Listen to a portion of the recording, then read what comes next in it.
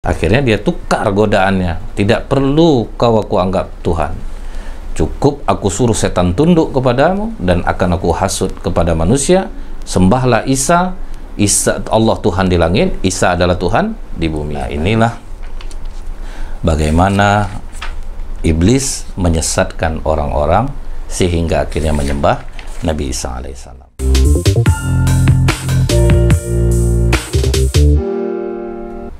A'udzubillahi minasyaitonirrajim. Bismillahirrahmanirrahim. Assalamualaikum warahmatullahi wabarakatuh.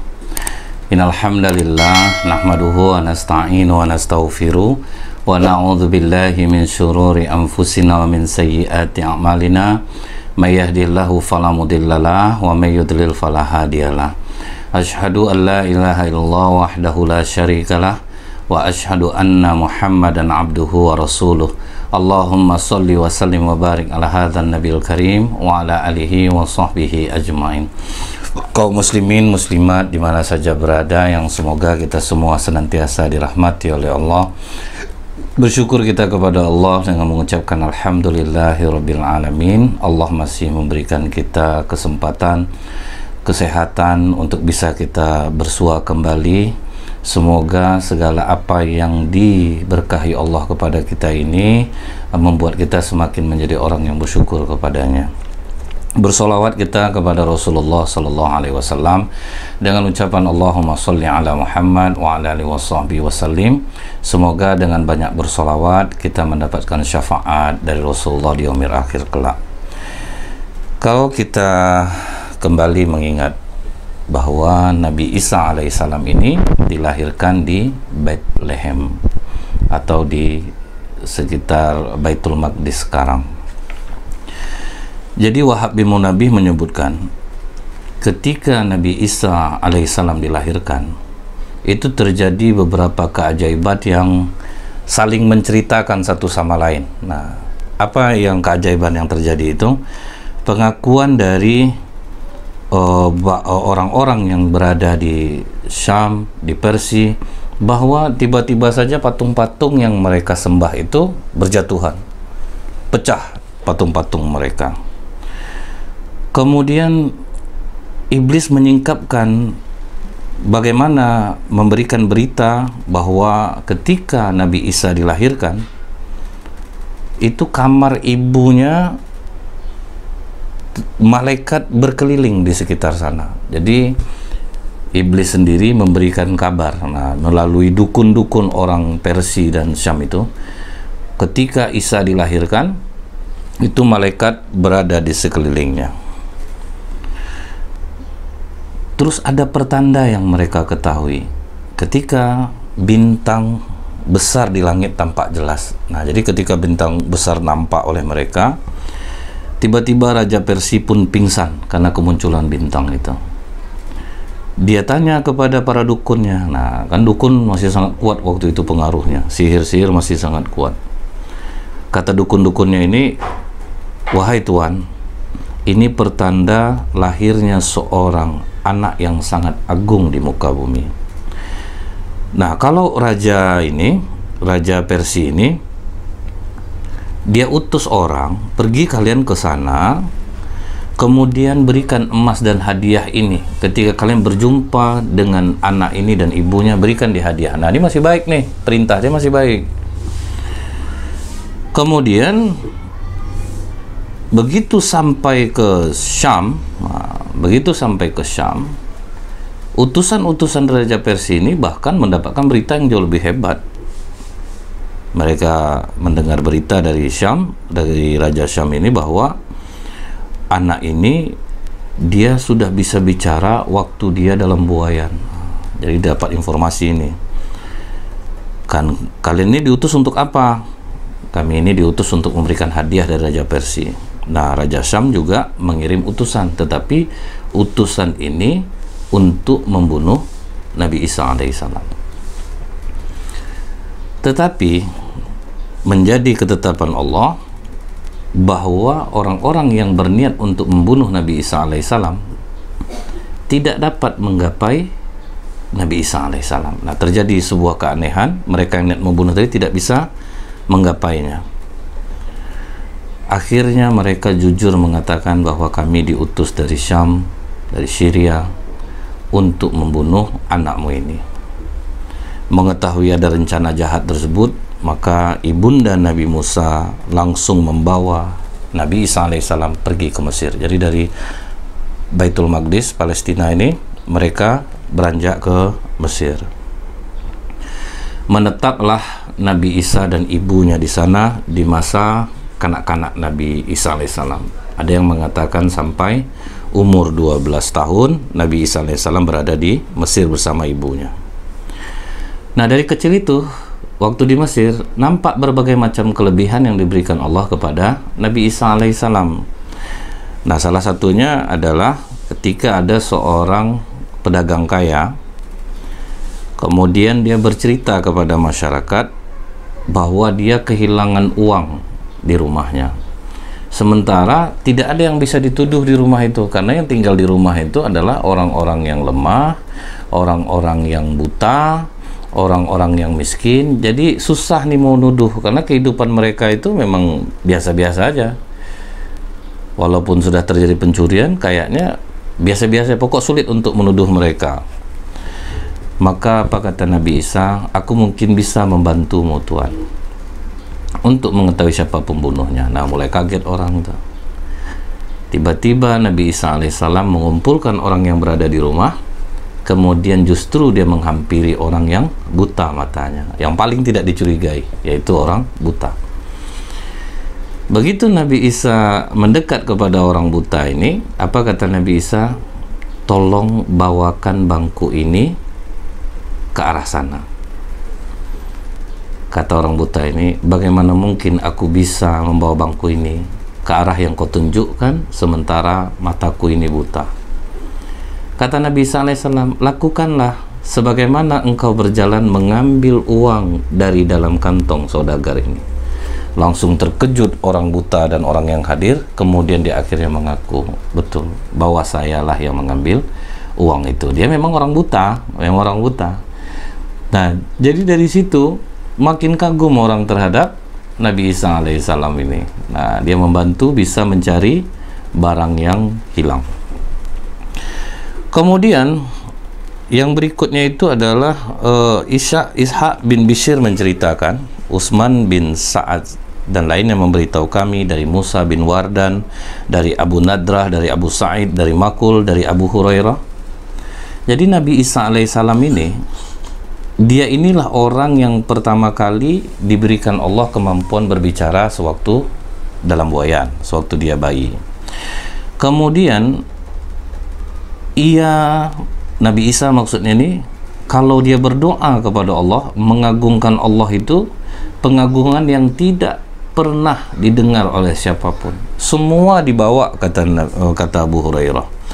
Matahari, bulan, gunung, sungai, mata air, semua disebutkan ya di dalam dia memuji Allah. Nah, inilah luar biasanya doa Nabi Isa. Dalam riwayat ini disebutkan bahwa dia berdoa seperti ini, ya Allah, Engkau sangat dekat, dengan ketinggianmu itu sangat tinggi dalam kerendahanmu. Jadi ini indah kata-katanya, karena kata Nabi Isa, engkau ini dekat ya Allah, sekalipun engkau tinggi tapi engkau rendah di dalam kerendahanmu. Jadi inilah pujian Nabi Isa alaihissalam ketika berdoa, engkau yang maha tinggi dari semua makhluk ciptaanmu. Engkau telah menciptakan 7 hal di udara, maksudnya 7 lapis langit, dengan kalimat-kalimatmu berupa tingkatan-tingkatan yang sama, penuh keseimbangan. Jadi dipuji Allah bahwa semua langit yang diciptakan Allah itu penuh keseimbangan. Nah, kadang kita ini kalau berdoa, muji Allahnya dikit, mintanya banyak. Nah, seharusnya memujinya ini yang mesti banyak, karena Allah memang yang pantas untuk dipuji. Ini kadang memuji istri banyak, memuji orang banyak, memuji karyawan banyak, tapi ketika memuji Allah sedikit, mintanya banyak. Nah, ini yang harus kita rubah. Kemudian apa kata Nabi Isa? Kau ciptakan awan yang datang kepadamu dengan penuh ketaatan. Di dalam awan itu ada para malaikatmu yang selalu bertasbih menyucikanmu. Engkau jadikan di dalamnya petir yang selalu bertasbih menyucikanmu. Jadi ingat nih, petir itu tidak akan menyosor sasaran karena dia juga berzikir kepada Allah. Tentu orang-orang yang tersambar petir ini kalau dalam spiritual, kenapa petir yang berzikir kepada Allah menyambar orang? Selain faktor memang keumuman maksudnya ini secara ilmiah, jangan di tanah lapang, kemudian kalau ada jangan sampai ada yang lebih tinggi dari kita, makanya ada orang main golf yang kesambar petir, orang yang berteduh di bawah patang kena petir gitu. Di luar keumuman itu, tentu kita harus berpikir, petir yang berzikir kepada Allah tidak mungkin menyambar orang-orang yang soleh. Ini kalau secara spiritual. Kemudian kata Nabi Isa, engkau jadikan di dalamnya lampu-lampu petunjuk yang menunjukkan dalam kegelapan dan kebingungan. Nah, ini kata-kata yang indah. Ada orang bisa mempersiapkan diri, bisa juga hujan itu menjadi rahmat, bisa juga hujan itu menjadi bencana. Kemudian maha suci engkau ya Allah, engkau pancarkan air dari mata air yang berlimpah. Engkau buatkan sungai-sungai, dan dari sungai-sungai itu mengalir bercabang menjadi anak sungai.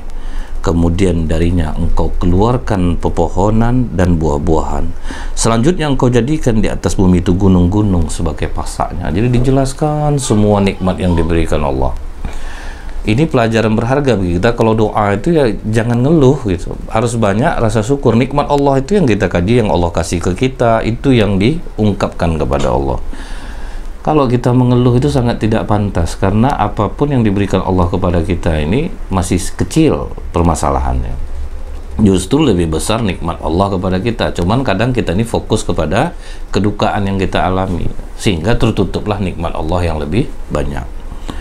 Kemudian apalagi kata Nabi Musa, maha suci engkau ya Allah, kau telah memperjalankan awan, kau yang memerdekakan budak. Maksudnya memerdekakan budak nih bagaimana? Kita misal jadi budak harta, dengan dekat kepada Allah, Allah merdekakan hati kita untuk jangan tergantung kepada dunia. Engkau memberikan hak ya Allah. Orang yang pantas di satu tempat tidak akan ada yang bisa menyingkirkannya selama dia tidak mengeluh, makanya Allah akan berikan haknya. Kemudian engkau adalah sebaik-baik pemberi keputusan. Kalau kita yakin dengan hukum Allah, tidak akan ada yang lebih baik lagi dari peraturan yang diberikan Allah, keputusan Allah. Tidak ada Tuhan melain engkau, maha suci engkau, engkau tutup langit dari pandangan mata manusia. Tidak ada Tuhan melainkan hanya engkau semata, hanyalah orang-orang yang takut kepadamu, yang tunduk dan patuh. Kami bersaksi ya Allah bahwa engkau bukanlah Tuhan yang kami buat-buat, dan tidak pula Tuhan yang memiliki sekutu. Jadi Nabi Isa sendiri sudah mengatakan engkau bukanlah Tuhan yang dibuat-buat, karena manusia pada saat itu dia buat Tuhan. Dari roti terus dimakan, dari patung mereka rusak diperbaiki. Nah jadi Nabi Isa katakan engkau bukanlah Tuhan yang dibuat-buat, engkaulah yang menciptakan kami, dan bahwa kami bersaksi engkau adalah Maha Esa, tempat bergantung segala sesuatu, tidak beranak dan tidak pula diperanakkan, serta tidak pula ada orang yang setara denganmu. Nah ini pengakuan Nabi Isa alaihissalam di dalam hadis qudsi. Kemudian Ishaq bin Bishr berkata bahwa Isa putra Maryam ini dia menahan diri berbicara setelah ia berbicara sewaktu masih kecil. Artinya bagaimana? Tidak ada yang keluar dari mulutnya ini kecuali perkataan-perkataan penuh hikmah dan baik. Jadi dia hanya berkata-kata yang baik. Jadi waktu kecil dia berbicara, kemudian setelah dia mulai anak-anak pun dia hanya berbicara sesuatu hal yang perlu. Dan ketika dia berbicara, bicaranya itu mengandung hikmah.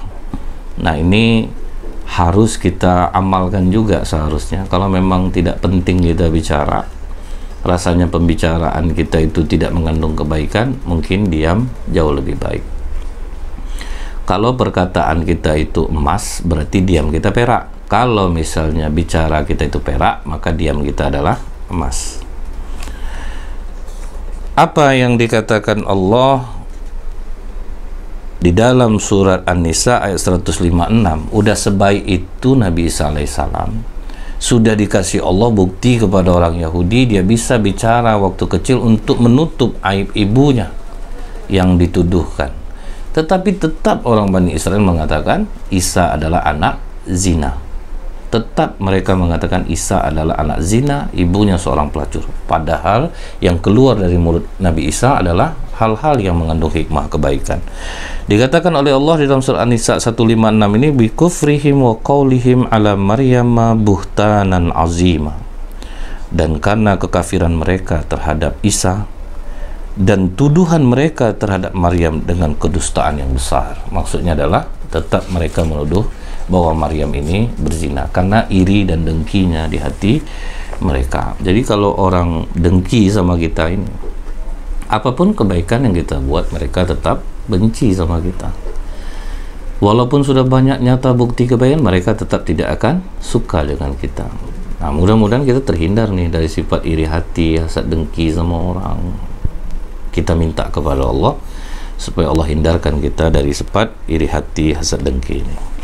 Nah, di dalam riwayat yang lain, Ibnu Lahiyah meriwayatkan dari Abdullah bin Ubairah bahwa ketika Nabi Isa alaihissalam ini, waktu dia masa kecilnya, dia kan bermain-main juga dengan anak-anak kecil yang sebayanya.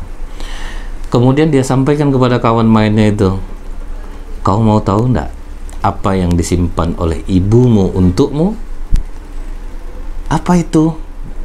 Aku akan beritahu engkau. Dikasih tahu oleh Nabi Isa bahwa ibumu menyimpan ini untuk dirimu. Kalau kau tidak percaya, coba tanyakan kepada ibumu. Maka anak ini pulang ke rumah, langsung dia katakan kepada ibunya, ibu benarkah menyimpan ini? Betul. Apakah ibu akan memberikannya untukku? Iya. Siapa yang memberitahumu? Isa, ibu. Malah kata ibunya, ini berhati-hati nih. Kok bisa tahu dia dengan apa yang kita simpan nih, anak bahaya ini. Akhirnya semua ibu-ibu di sana sepakat untuk tidak membolehkan anak-anaknya bermain dengan Nabi Isa alaihissalam. Nah, jadi inilah penderitaan Nabi Isa sekalian kelebihan yang diberikan Allah kepadanya. Dia bisa mengetahui barang yang disimpan. Nah, sehingga anak-anak nggak mau lagi main dengan Nabi Isa alaihissalam. Jadi sedihnya itu ketika Nabi Isa mencari kawan-kawannya, semuanya disembunyikan oleh orang tuanya. Dia nggak boleh lagi berteman dengan anak-anak di sekitar tempat tinggalnya. Sampai dalam hadis riwayat Ibnu Asakir, anak-anak itu ngumpul main di satu rumah gitu. Dan terdengar oleh Nabi Isa suara-suara mereka. Yang namanya anak-anak pasti pengen main. Ketika ditanya oleh Nabi Isa, Bu, itu suara teman-teman saya ya? Dengan lantang ibu-ibu mereka mengatakan, enggak, itu bukan suara anak-anak, itu suara kera dan babi. Nah, saat itu juga semua yang berada di dalam anak-anak itu menjadi kera dan babi.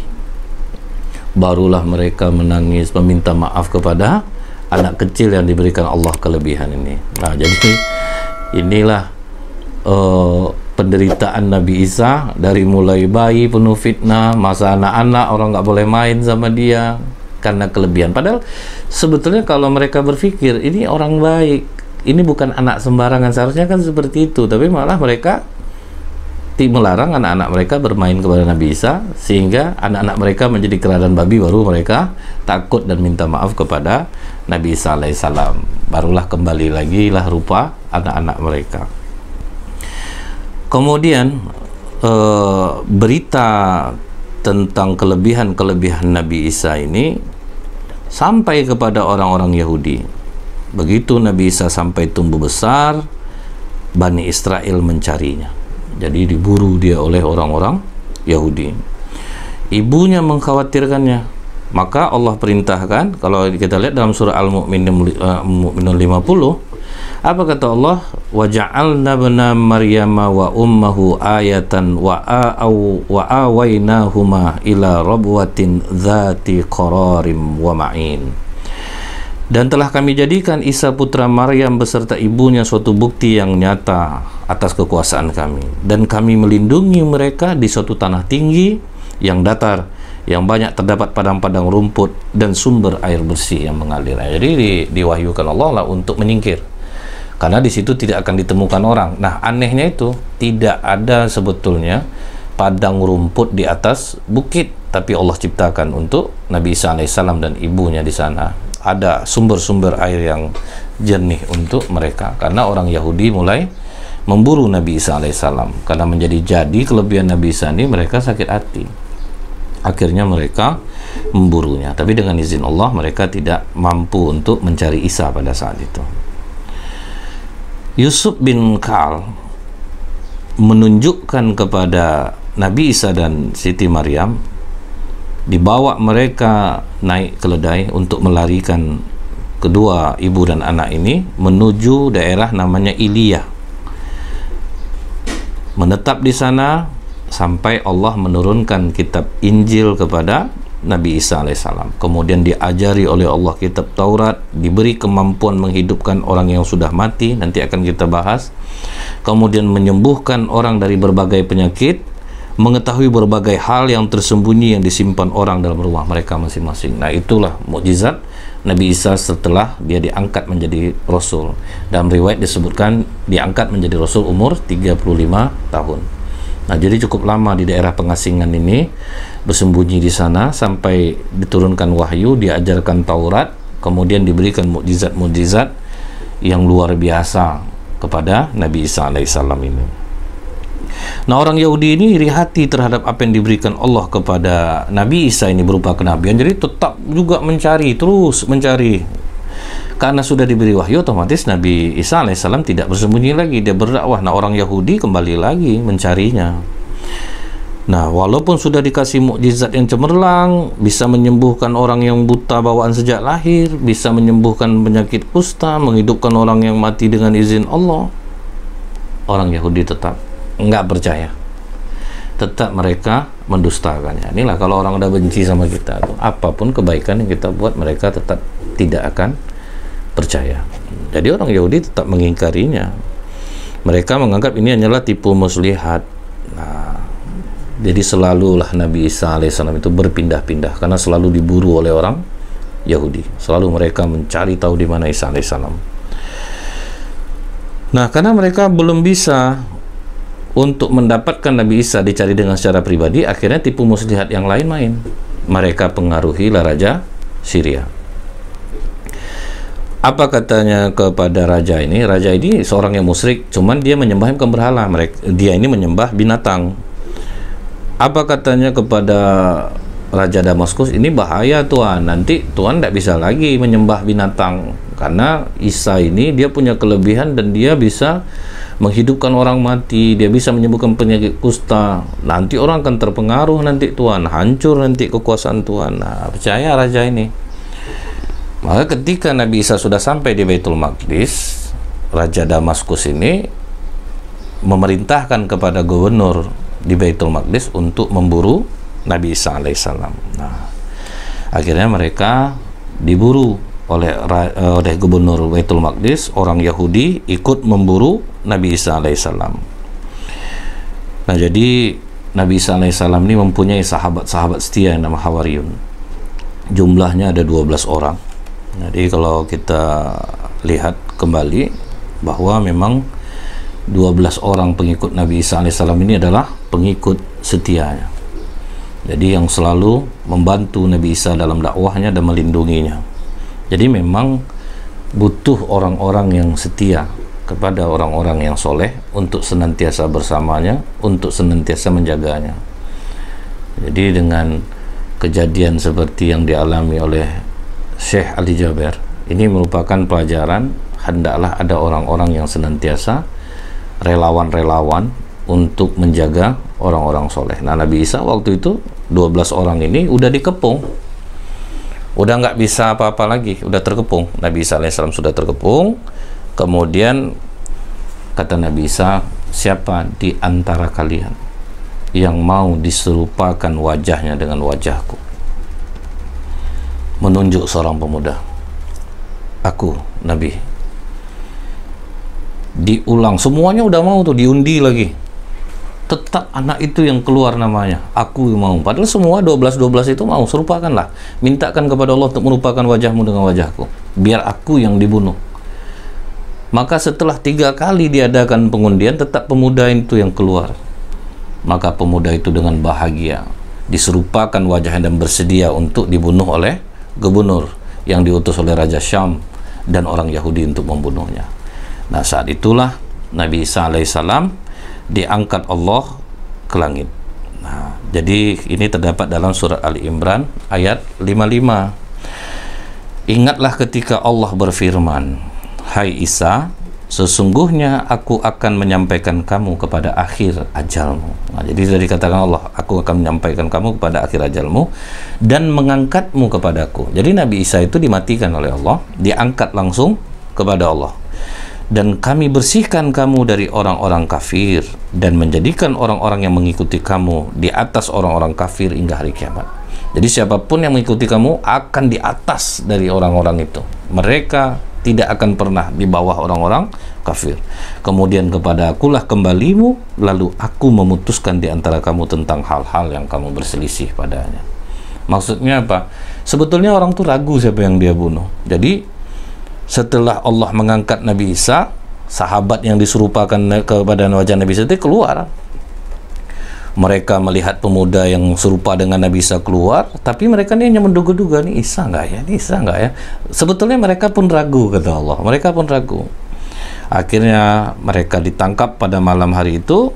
Kemudian yang serupa dengan Nabi Isa ini disalib, dipasangkan mahkota duri di kepalanya. Jadi tertusuk durilah kepalanya ini. Berani menyerahkan dirinya demi keselamatan Nabi Isa alaihissalam. Nah, begitulah kesetiaan dan penderitaan orang-orang soleh.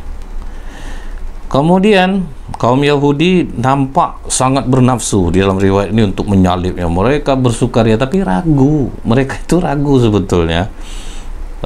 Mereka udah tahu. Nah kemudian karena kedunguan mereka ini, ya, mereka berusaha untuk pokoknya buat sesakit-sakitnya. Mereka bangga sudah bisa menghukum yang mereka anggap Nabi Isa alaihissalam. Kalau kita lihat dalam surah An-Nisa 157,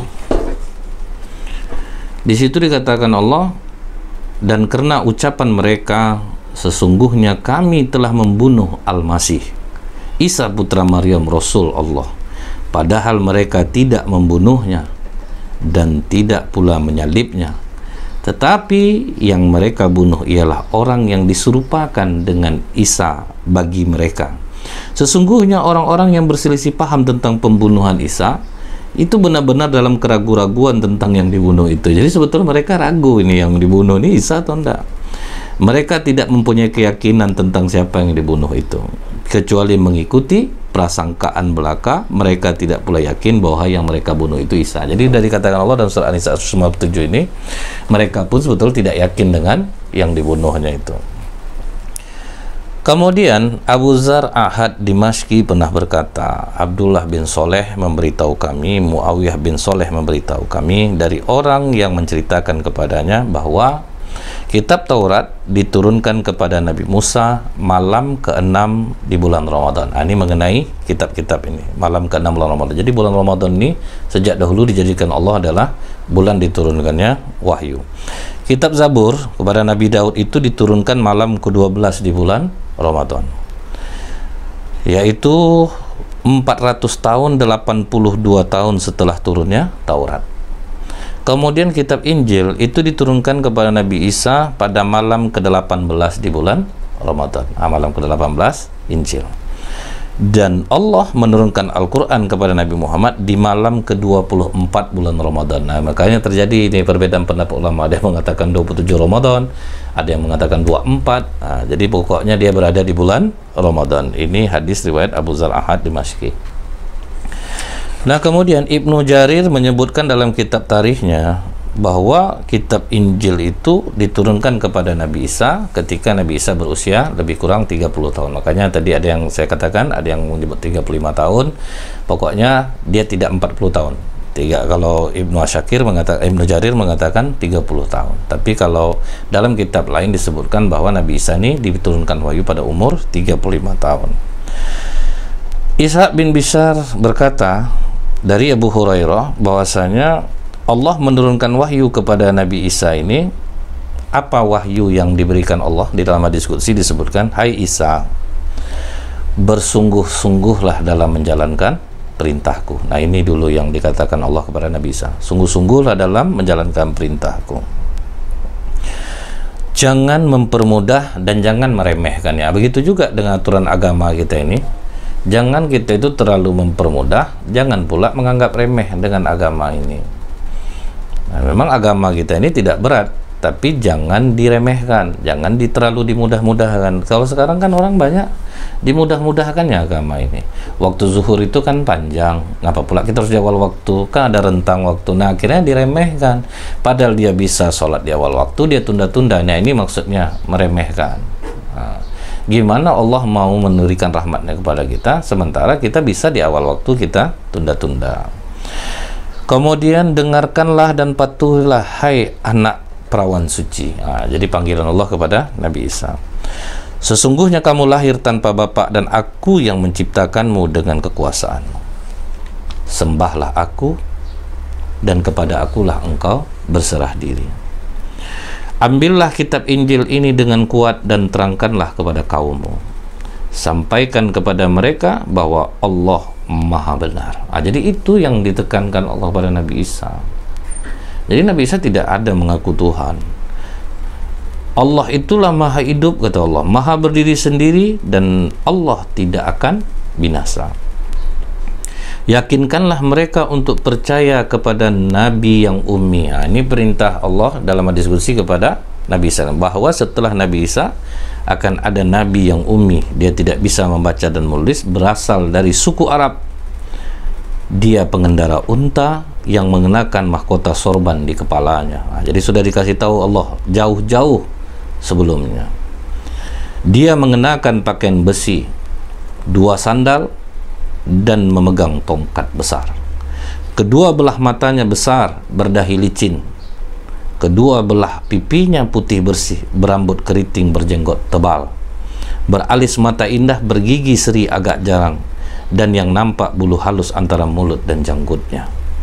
Tengkuknya laksana teko yang terbuat dari perak, dan seakan-akan emas berjalan pada tulang-tulang di atas dadanya. Jadi disampaikan Allah ciri-ciri Rasulullah itu dengan detail kepada Nabi Isa alaihissalam.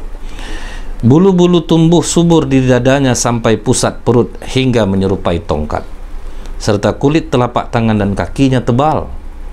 Apabila ia menoleh, seluruh anggota tubuhnya ikut berpaling. Nah, inilah akhlak Rasulullah itu. Kalau ketika dipanggil, bukan kepalanya aja noleh, sama badan-badannya ikut noleh. Ini tanda penghormatan terhadap orang. Jika ia berjalan, seolah-olah ia berjalan di atas batu karang dan turun dari pancuran air. Nah, begitulah cara Rasulullah. Kayak kita nih kalau turun, gimana jalannya? Agak tertahan, agak kencang. Nah, jadi seperti itulah jalan Rasulullah. Keringat di wajahnya bagaikan mutiara yang beraroma harum dan wangi. Dan ini memang diriwayatkan para sahabat gitu. Keringat Rasulullah itu kalau terkena matahari itu beda, seperti dia bercahaya. Kemudian belum pernah ada orang sebelum dan sesudahnya seperti dia. Postur tubuhnya indah, harum dan mewangi. Makanya Rasulullah SAW itu kalau dia memegang kepala anak kecil, aromanya tinggal. Nah, itu ada di kitab-kitab sahih, hadis sahih. Bagaimana Rasulullah kalau duduk itu aroma itu sampai 3 hari tetap tercium harumnya. Bahkan ada yang suka mengumpulkan keringat Rasulullah untuk dijadikan bahan parfum. Jadi Rasulullah itu suka memakai parfum. Namun sebetulnya tidak pun Rasulullah memakai parfum, aroma keringatnya adalah wangi. Kalau kita berkeringat tambah pahit dibuatnya, tertutup bau parfum jadinya kan. Nah, jadi ini bedanya nih, tidak akan pernah sama. Jadi Rasulullah sudah diberikan ciri-cirinya kepada Nabi Isa alaihissalam. Nah, ini yang dimungkiri orang. Kemudian pernah Nabi Isa bertanya kepada Allah, "Ya Allah, apakah pohon tuba itu?"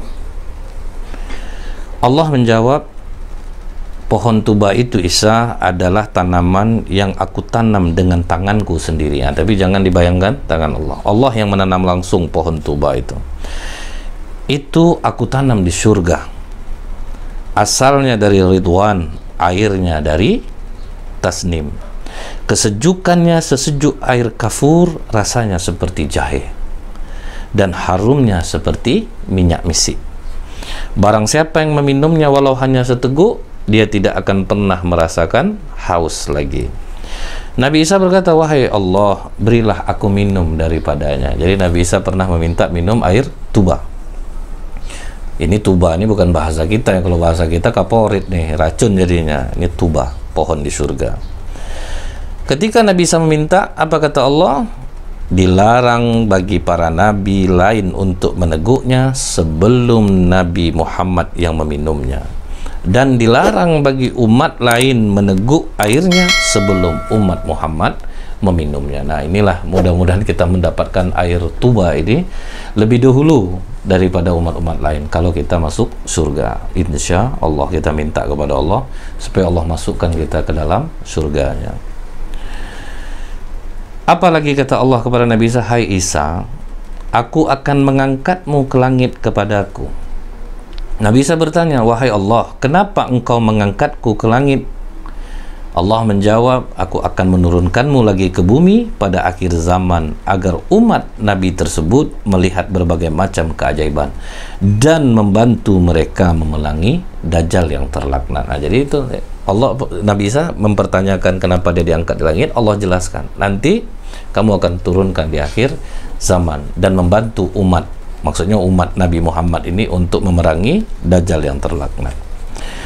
Hisham bin Ammar berkata dari Walid bin Muslim, dari Abdurrahman bin Zaid, dari bapaknya, bahwa Nabi Isa berkata, ya Allah, beritahukanlah aku tentang umat yang disayangi itu. Maksudnya umat yang kubantu besok itu, tolong beritahukan aku. Kata Allah, mereka adalah para ulama yang arif bijaksana bagaikan para nabi. Itu maka kata Rasulullah, ulama adalah pewaris para nabi. Ciri mereka bagaimana? Mereka menerima pemberian yang sedikit dariku. Kita perhatikanlah para ulama kita yang berjalan di atas yang diridhoi Allah. Mereka itu tidak tertarik dengan dunia. Mereka ikhlas dengan apa yang diberikan oleh Allah. Sehingga kata Allah, aku ridho terhadap amal mereka sekalipun begitu mudah. Jadi amal kita ini sedikit, tapi Allah balasnya lebih banyak. Man jaa bil hasanati falahu asru amsalihha. Satu kebaikan yang kita buat 10 kali lipat diganti Allah. Bahkan bisa jadi sampai 700 kali lipat. Aku akan masukkan mereka ke dalam surgaku dengan kalimat la ilaha illallah. Nah, itu yang harus tertanam di dalam jiwa kita, bahwa tiada Tuhan lain selain Allah. Tiada dunia ini selain Allah. Tiada harta selain Allah. Tiada jabatan selain Allah. Sehingga kita memperoleh jabatan dengan jalan yang diridhai Allah. Kita memperoleh rezeki dengan jalan yang diridhai Allah. Kita sayang kepada anak karena Allah. Sehingga kita masukkan mereka ke dalam sekolah agama, bentuk sayang kita agar mereka mengenal Allah. Ibnu Asakir meriwayatkan dari jalur Abdullah bin Badil al-Aqli dari Abdullah bin al-Saujah, Allah ini mewahyukan kepada Nabi Isa. Apa kata Allah lagi? Wahai Isa, tempatkanlah aku dalam dirimu sebagai cita-citamu. Jadikan aku simpananmu untuk kehidupan akhiratmu. Mendekatlah kepadaku dengan segala perbuatan yang telah aku perintahkan kepadamu. Janganlah engkau berpaling dariku, karena aku akan merendahkanmu. Jadi siapapun yang berpaling dari jalan Allah, pasti Allah akan merendahkannya. Pejabat berpaling dia dari jalan Allah, korupsi dia, Allah akan hinakannya, masuk penjara, tidak dihargai orang, nama kita disebut orang keburukannya di mana-mana, nggak ada lagi orang menghargai. Jadi pokoknya siapa aja yang sudah berpaling dari jalan Allah, pasti Allah hinakan. Ustadz berpaling dari jalan Allah, Allah akan hinakan dia. Nah, jadi memang apa yang dikatakan Allah kepada Nabi Isa ini berlaku sampai hari ini. Bersabarlah terhadap segala cobaan dan terimalah nasibmu. Jadi tetap diperlakukan Allah seperti biasa. Kau diturunkan di bumi, apapun yang terjadi kesakitan kepadamu, bersabarlah. Juga begitu kepada Rasulullah, juga kepada nabi-nabi dan rasul yang lain. Mendekatlah kepadaku serta hidupkanlah namaku dengan lidahmu. Jadi perintah Allah untuk banyak menyebut nama Allah. Jadikanlah kecintaanku dalam hatimu, sadarlah pada saat kamu lalai, dan putuskanlah suatu hukum dengan bijaksana. Jangan sampai kita ini gara-gara tidak senang kepada orang ini, akhirnya walaupun orang ini salah kita benarkan. Nah, ini yang sering terjadi ini ya. Pokoknya udah penting dia kena akun, walaupun aku tahu nih ya, aku tidak akan bela dia. Nah, ini yang bahaya nih kita nih. Kemudian apa kata Allah? Cintailah aku dan matikanlah hatimu dalam ketakwaan kepada aku. Pokoknya apapun yang dilakukan karena kita takut kepada Allah. Jangan sampai kita tidak ada rasa takut kepada Allah. Jangan sampai kita menantang Allah. Nah, ini yang kadang zaman ini ya, ini pernah terjadi. Seorang perempuan, dia berada di dalam bus, pakaiannya seksi. Terus bapak-bapak yang di sebelahnya nasihati, agama kamu apa? Islam, Pak. Kamu tahu nggak batas aurat seorang muslimah? Nah, perempuan ini tersinggung. Pak, pakaian saya, badan saya Bapak jangan usil aja, Bapak jangan ikut campur ya. Kok bisa disiksa Allah? Nah, datang perempuan ini, dikeluarnya HP-nya, ini nomor saya, kasihkan ke Allah Bapak itu. Malah dia tantang Allah. Akibatnya apa? Begitu sampai di terminal, semua penumpang udah turun, perempuan itu seperti orang yang tertidur. Dibangun-bangunkan, sudah nggak bangun lagi. Ternyata nomor HP-nya sudah sampai kepada Allah. Dicabut nyawanya oleh malaikat maut karena dia menantang Allah. Kemudian apalagi kata Allah? Bangunlah di malam hari demi kebenaranku dan berpuasalah di siang hari. Makanya kita juga diperintahkan oleh Rasulullah, sebaik-baik sholat sunat itu adalah sholat di sepertiga malam. Dan kita juga dianjurkan berpuasa sunnah di luar puasa Ramadan. Apalagi kata Allah, berlomba-lombalah dalam kebaikan dan tetaplah pada kebaikan. Apapun yang terjadi, pokoknya kalian mesti jadi orang baik. Jangan kalian meleset. Kan banyak orang udah baik, aku begini juga nasib aku. Oh, ini tidak bisa lagi nampaknya ini. Jadi makanya kata Allah, tetaplah berbuat baik. Kita dikhianati orang ketika kita berbuat baik. Jangan sampai kita berubah. Ini kadang satu yang berbuat buruk, akhirnya semua kita cap orang jahat jadinya. Nah, itu yang tidak boleh. Tetap aja kita berbuat baik. Lain orang tentu lain pula nanti tanggapannya. Akhirnya kadang kita jadi pribadi yang tidak menyenangkan. Misalnya nih, pernikahannya gagal dengan ini. Akhirnya semua laki-laki itu pembohong. Ah, itu akibatnya jadinya. Tidak perlu aku ramah-ramah, tidak perlu baik-baik aku lagi. Kalau aku dapat suami, besok aku harus begini. Apakah semua jiwanya sama? Kan tidak juga. Jadi jangan pernah berhenti menjadi orang baik apapun yang terjadi. Kemudian berilah nasihat kepada semua makhluk untuk beriman kepadaku. Nah, dakwah ini tetap pada ajak orang untuk beriman kepada Allah. Tegakkanlah keadilan kepada para hambaku. Aku telah turunkan kepadamu penawar kebimbangan hati dari penyakit lupa dan penerang pandangan mata dari kepenatan. Dan janganlah kamu berdiam diri seakan kamu terperangkap sedangkan kamu hidup dan bernafas. Jadi maksud Allah ini kepada Nabi Isa, jangan kau diam saja. Selagi kau hidup, selagi kau bernafas, berbuatlah kebaikan. Jangan pernah putus asa. Nah, Abu Bakar bin Abu Dunya berkata, Syari bin Yunus telah menceritakan kepada kami, Ali bin Sabit telah menceritakan kepada kami dalam kitab bin Qasim. Kitab bin Qasim, maksudnya bukan dalam kitab. Dari namanya ini Kitab bin Qasim, dari Abi Usman ketika Isa alaihissalam sedang melakukan sholat yang disyariatkan, tiba-tiba iblis datang kepadanya berkata, kamukah orangnya yang mengatakan bahwa segala sesuatu itu berdasarkan takdir Allah? Kata Nabi Isa, iya. Kalau begitu, kenapa tidak kau lemparkan saja dirimu dari atas puncak gunung ini?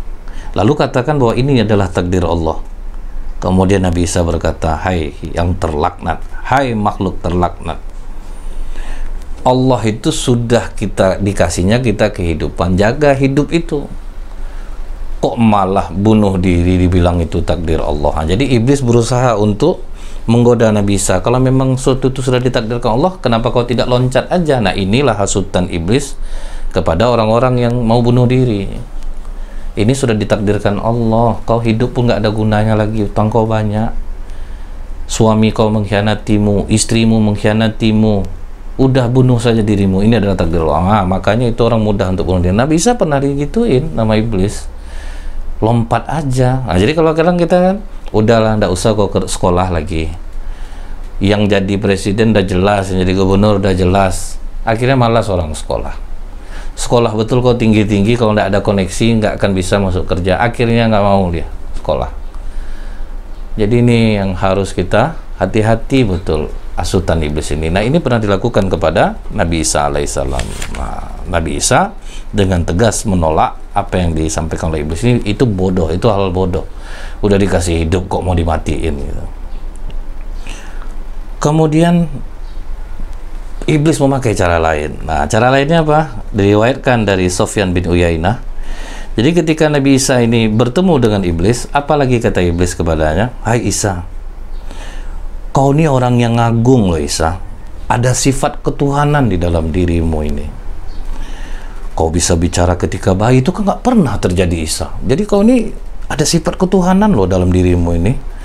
Kemudian kau bisa ada lagi sifat bisa menghidupkan orang mati, itu sifat Tuhan loh Isa." Iblis itu pokoknya nggak dapat kita digoda, akhirnya dia dengan cara meninggi-ninggikan kita, diangkat-angkatnya kita.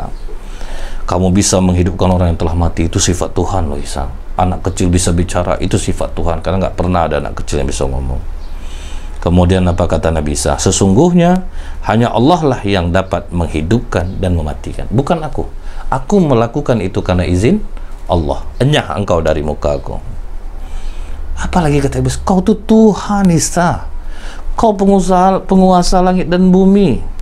Akhirnya malaikat Jibril datang, memukul dengan kedua belah sayapnya hingga iblis itu terpental sejauh pancaran sinar matahari. Begitulah tamparan malaikat Jibril kepada iblis. Dipukul lagi dengan kedua belah sayapnya hingga iblis terkental masuk ke dalam mata air yang sangat panas. Ia akhirnya tenggelam ke dalam laut ketujuh, jauh di dasarnya. Akhirnya iblis ini mengatakan kepada para prajuritnya, tidak ada seorang pun yang bertemu dengan orang lain yang sulit sekali untuk aku goda selain Isa putra Maryam. Nah, jadi diakui iblis tidak bisa digoda. Jadi Nabi Isa nih udah disuntik-suntik iblis, dia, kau tuh Tuhan, kau dari kecil aja bisa ngomong sama orang, bisa ngidupin orang mati, nyembuhin orang sakit. Nah, di riwayat lain Abu Bakar Ahmad bin Saidi memberitahu bahwa pernah suatu ketika Nabi Isa ini setelah selesai melaksanakan sholat dengan yang disyariatkan waktu itu, dia kembali ke rumahnya. Waktu dia berjalan itu tiba-tiba iblis kembali menghadangnya. Nah, iblis ini nggak putus asa nih. Isa, kau ini bukanlah seorang hamba Isa. Ditukarnya lagi, kau ini bukan seorang hamba. Nabi Isa diam aja terus jalan. Isa, kau tuh bukan seorang hamba, kau bukan manusia Isa. Kemudian Nabi Isa berdoa kepada Allah, memohon bantuan kepada Allah. Muncul malaikat Jibril dan Mikail di hadapan Nabi Isa alaihissalam. Terkejut iblis ini, dihentikannya godaannya, lalu malaikat melindungi Nabi Isa, malaikat Mikail melindungi Nabi Isa. Jibril kembali memukul iblis tersebut dengan sayapnya, melemparkannya ke dalam jurang yang amat dalam. Rupanya balik dia lagi, diulangnya balik. Apa kata kepada Nabi Isa? Wahai Isa, kau ini anak perawan suci dan kamu tidak layak menjadi seorang hamba. Mana ada seorang anak lahir tanpa bapak? Berarti kau ini Tuhan Isa. Pokoknya kau jangan marah Isa. Walaupun kau mengatakan tidak, tapi aku akan hasut seluruh setan untuk tunduk kepadamu Isa. Kau bukan seorang hamba, kau adalah Tuhan. Akan kusuruh seluruh anak buahku untuk menganggapmu sebagai Tuhan. Maksudnya apa? Fokuskan menggoda orang-orang untuk mengatakan bahwa Isa ini bukanlah manusia. Akan kujadikan manusia menyembahmu. Aku tidak akan mengatakan bahwa kau Tuhan lagi, tapi aku yang akan menghasut orang untuk menganggapmu Tuhan. Allah Tuhan di langit, engkau adalah Tuhan di bumi. Berhasil atau tidak strategi iblis? Berhasil. Jadi karena setan-setan sudah diperintahkan semua, tunduklah kalian kepada Isa, hasutlah orang-orang untuk menyembah Isa. Akhirnya orang menyembah Nabi Isa. Mendengar ucapan iblis ini, Nabi Isa berdoa dan memohon kepada Allah dengan teriakan yang amat keras. Jadi memohon betul kepada Allah. Malaikat Israfil, Jibril, Mikail muncul, memandang tajam ke arah iblis, memukul iblis ini dengan sayap lebarnya menutupi sinar matahari. Jadi langsung gelap, betul-betul dipukul. Kemudian pukulan mendarat di tubuh iblis ini, terpelanting jatuh ke tanah. Kemudian iblis berkata, wahai Isa, pada hari ini aku berjumpa denganmu memang dalam keadaan yang sangat lelah, tapi kau akan disembah manusia. Kemudian malaikat Israfil melemparkannya ke mata air yang sangat panas. Kemudian dia melihat ada 7 malaikat berusaha menenggelamkannya ke dalam lumpur hitam. Dia tidak bisa lagi keluar darinya. Dan akhirnya iblis itu jerah dan tidak lagi kembali kepada Nabi Isa AS. Tapi ajakan iblis untuk menyembah Isa berhasil sampai saat ini. Jadi sudah bermacam godaan tadi, akhirnya dia tukar godaannya. Tidak perlu kau aku anggap Tuhan, cukup aku suruh setan tunduk kepadamu dan akan aku hasut kepada manusia. Sembahlah Isa. Isa Allah Tuhan di langit, Isa adalah Tuhan di bumi. Nah, ini sudah ada dalam sejarah. Kemudian Abu Hurairah berkata, setan-setan berkumpul mengelilingi iblis. Apa kata setan-setan ini? Tuanku, bagaimana keadaanmu? Apakah engkau mendapatkan kesulitan? Kemudian iblis menjawab, sesungguhnya orang ini benar-benar hamba yang maksum. Maksum itu terjaga dari segala dosa. Aku tidak bisa untuk menggodanya. Nah, kemudian Allah menguatkan informasinya di dalam surah Al-Maidah ayat 110. Apa kata Allah? Hai Isa putra Maryam, ingatlah nikmatku kepadamu dan kepada ibumu di waktu aku menguatkan kamu dengan ruh yang suci. Kamu dapat berbicara dengan manusia di waktu masih dalam buayan dan sesudah dewasa. Dan ingatlah di waktu aku mengajar kamu menulis hikmah, Taurat dan Injil. Dan ingatlah pula di waktu kamu membentuk dari tanah suatu bentuk yang berupa burung dengan izinku, kemudian kamu meniup padanya. Lalu bentuk itu menjadi burung yang sebenarnya dengan izinku. Dan ingatlah orang yang berpenyakit sopak dengan izinku. Dan ingatlah waktu kamu mengeluarkan orang mati dari kubur menjadi hidup dengan izinku. Dan ingatlah di waktu aku menghalangi Bani Israel dari keinginan mereka membunuh kamu di kota kamu, mengemukakan kepada mereka keterangan-terangan yang nyata. Lalu orang-orang kafir di antara mereka berkata, ini tidak lain melainkan sihir yang nyata. Ingat itu Isa, seluruh kelebihanmu itu adalah dari aku. Tetapi ingat kau, Bani Israel tetap mengatakan itu adalah sihir yang nyata. Jadi Allah menguatkan bahwa Bani Israel waktu itu tidak ada yang menyembah Isa. Bahkan mereka membantah, mengatakan bahwa Nabi Isa adalah mengerjakan sihir. Kemudian kaum Bani Israel mengatakan kepadamu, wahai Isa, kami telah berpuasa, mengapa puasa kami tidak diterima? Kami melaksanakan sholat, mengapa sholat kami tidak diterima? Kami bersedekah, mengapa sedekah kami tidak diterima?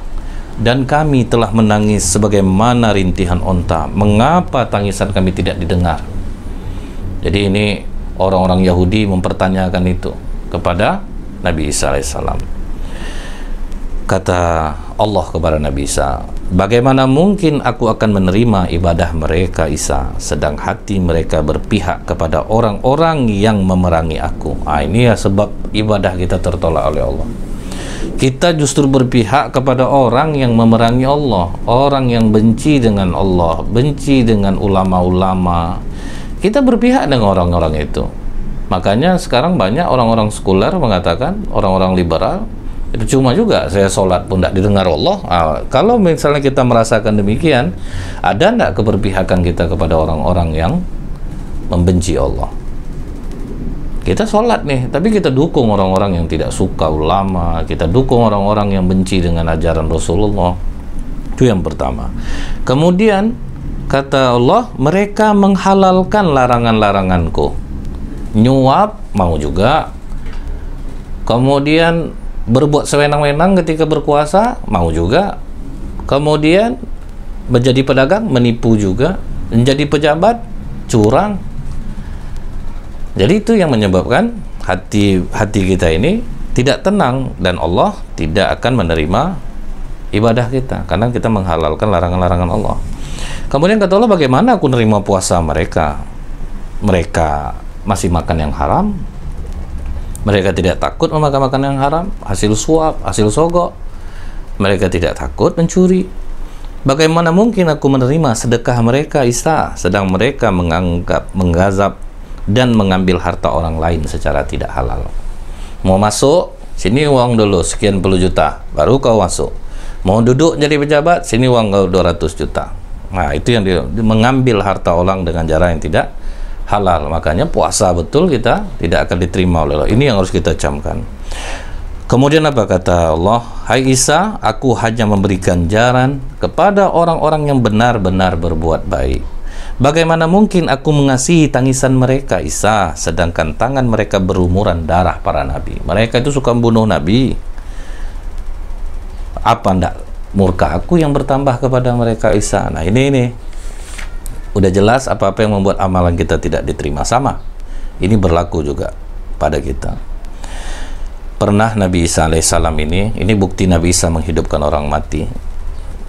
Beliau berjalan melewati seorang perempuan yang sedang duduk di atas kubur sambil menangis. Lalu dia dekati perempuan ini, ditanya oleh Nabi Isa, ada apa denganmu ibu? Kemudian ibu ini menjawab, wahai Nabi Allah Isa putra Maryam, anak perempuanku satu-satunya telah meninggal dunia. Maka kini aku tidak mempunyai anak lagi dan aku telah berjanji kepada Allah bahwa aku akan tetap berada di tempat ini sampai ajal menjemputku atau Tuhan menghidupkannya kembali untukku. Kemudian kata Nabi Isa, kalau aku hidupkan dengan izin Allah, apakah aku akan kembali ke rumahmu? Kata ibu ini, ya, aku akan pulang jika dia telah kembali. Kemudian Nabi Isa sholat 2 rakaat. Jadi setiap mau minta pada Allah tuh sholat 2 rakaat. Rasulullah kalau ada masalah sholat 2 rakaat. Duduk di atas kubur tersebut, kemudian apa kata Nabi Isa? Hai fulanah, bangun dan keluarlah kamu. Dengan izin Allah yang Maha Pengasih, bangun kamu dari kuburmu. Kemudian kubur tersebut bergerak sedikit. Cukup lama setelah itu, apalagi kata Nabi Isa? Aku memanggilmu untuk kedua kalinya. Maka atas izin Allah, kuburan itu terbelah. Belum juga keluar. Kemudian Nabi Isa memanggil untuk ketiga kalinya. Baru dengan izin Allah keluarlah perempuan ini dari kuburnya seraya membersihkan kepalanya dengan tanah. Ditanya oleh Nabi Isa alaihissalam, mengapa kamu begitu lambat memenuhi panggilanku? Kata perempuan ini, ketika seruan pertama datang kepada aku, Isa, Allah mengutus seorang malaikat untuk menyusun kembali tubuhku. Lalu seruan yang kedua datang kepadaku, maka rohku dikembalikan ke tubuhku. Ketika seruan yang ketiga datang kepadaku, maka saat itu aku merasa takut bahwa itu adalah hari kiamat. Tiba-tiba rambut kedua alis mataku dan bulu mataku berubah menjadi beruban karena takutnya dengan hari kiamat itu, Isa. Kemudian dia menghadap ke arah ibunya. Dia katakan kepada ibu, wahai ibuku tersayang, apa yang membuatmu menginginkan aku untuk merasakan susahnya kematian 2 kali? Ibuku sayang, bersabar dan bertawakallah. Karena aku tidak ingin lagi hidup di dunia. Wahai Nabi Allah, Isa putra Maryam, mohonkanlah kepada Allah untuk mengembalikanku ke alam kubur dan memudahkan dalam menghadapi sakratul maut. Jadi ibu sakit sakratul maut nih. Kenapa kau menginginkan aku kembali? Susah aku hidup di dunia ini. Nah, itu bukti bahwa Nabi Isa menghidupkan orang mati. Nabi Isa berdoa kepada Allah untuk mencabut ruh nyawa anak itu, mengembalikannya lagi ke tanah seperti semula, barulah ridho hatinya. Nah, inilah bagaimana iblis menyesatkan orang-orang sehingga akhirnya menyembah Nabi Isa alaihissalam. Insyaallah akan kita lanjutkan kembali. Subhanakallahumma bihamdika asyhadu an la ilaha illa anta astaghfiruka wa atubu ilaik. Assalamualaikum warahmatullahi wabarakatuh.